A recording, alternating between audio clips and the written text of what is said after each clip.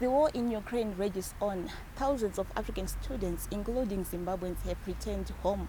However, many remain uncertain about the fate of their education. We are joined by Philemon Johannes Chisororo, a medical student who is just 3 semesters away from becoming a qualified doctor. Philemon, tell us your experience of the Ukrainian conflict as a student. I'm a 5th year medical student at Vinnytsia National Medical University in Ukraine. So the war started on 24 February 2022. It was my first week in the 5th year. So that's when everything got out of hand. So firstly, we had to stop going to school. We started doing like online classes for about 3 days. And later on, we heard that some universities are actually evacuating their students. So we 4 days later, that's 28 February, that's when I started planning to leave Ukraine. Tell us your journey from Ukraine to Zimbabwe. Wow, yeah, it was hectic. For starters, I was one of those students who were actually reluctant about coming back to Zimbabwe like so early. So I didn't pack anything. Like I lost a lot of things: my laptop, my suits, and a lot of other expensive stuff. The bus was already downstairs, and they said, "This is the last one. This is your last chance."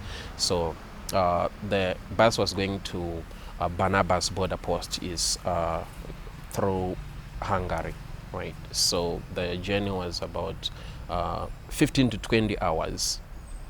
And after reaching the border post, we crossed, and from that moment, that's when our government started helping us. So since that day up to the day we left Hungary, we never paid any penny.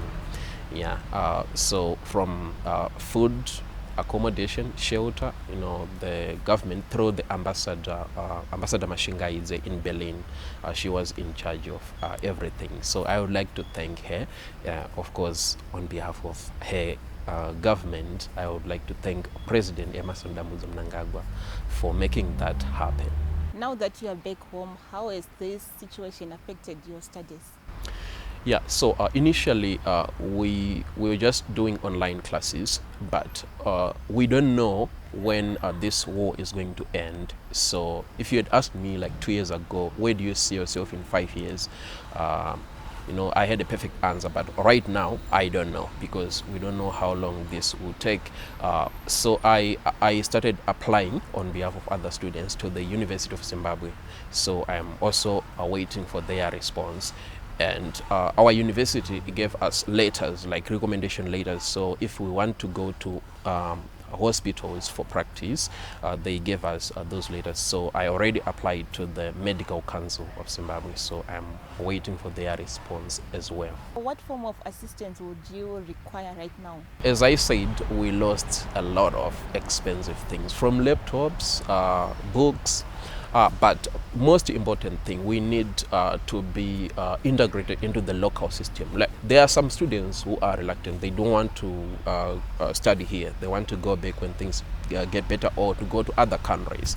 But personally, me and about 40 other students would like to join the local universities. So if we can speed up that process, if the government can help us, because I applied to use it through the Ministry of Higher and Tertiary Education, right? So they helped me. Thank you so much. In this war situation, how were you able to cope up? So the first 4 days were actually hectic. For starters, all the banks were closed, major shops were closed, so it was actually difficult for us to get things like food, toiletries, etc.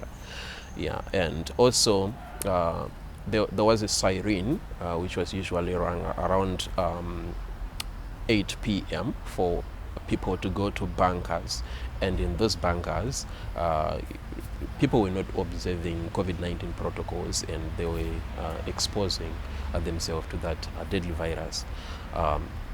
Yeah, and also there is this issue, some of the students, not me, because I have a doctor who stays with me to help me, to counsel me, etc. Dr. Cummings Hove, thank you so much. I have friends who are actually traumatized right now. I'm sure wherever they are in Zimbabwe, they need help. I hope they are receiving it one way or the other. Because they were actually panicking. Every sound, every siren, they were like running to the bunkers. For me, I was just being strong for my cousin who was staying with me. I was just comforting him, telling him that everything will be fine. Yeah. And also, I would like to talk about my friends who crossed via Romania. Students who crossed via Romania, firstly they were shot with rubber bullets because there was a lot of pressure on the border posts. People were collapsing, and I'm sure, you know, a gun is a gun. You know, I always assume that a gun is loaded. So even if they were saying they're using rubber bullets, but they are still bullets, right now any sound which resemble a gun will trigger, it's called PTSD, post-traumatic stress disorder. In the bangers experience. Yeah, so as I said, like the bangers were not big. They were not big enough to accommodate everyone. So people were like on top of the other. Like there was too much pressure. And as I said, because of COVID-19, I'm sure some people got sick over there.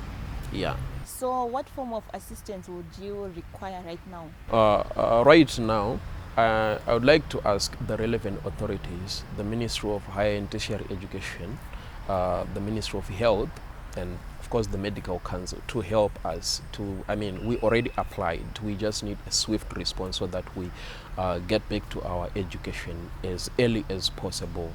Right, at this moment, it's a holiday in Ukraine, and they expect us to go to practicals. Right? So, usually, like from mid-June to August, we do practicals. So we need to go to our nearest hospitals and do practicals. And at the end of the practicals, we need to bring evidence that we're actually doing something.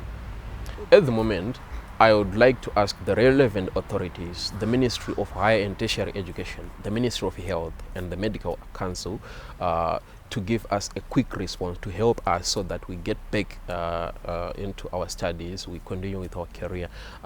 Right now, I already applied to the Medical Council. Right, our university gave us letters which allows us to be accepted in any medical institution and do clinical practice. So at the end of this holiday from June to August, if things are normal, they would like to know what we did. Back in the university, they would like to know what we did. So in support of Vision 2030, which says leaving no one and no place behind, by the president of this nation, please do not leave us behind.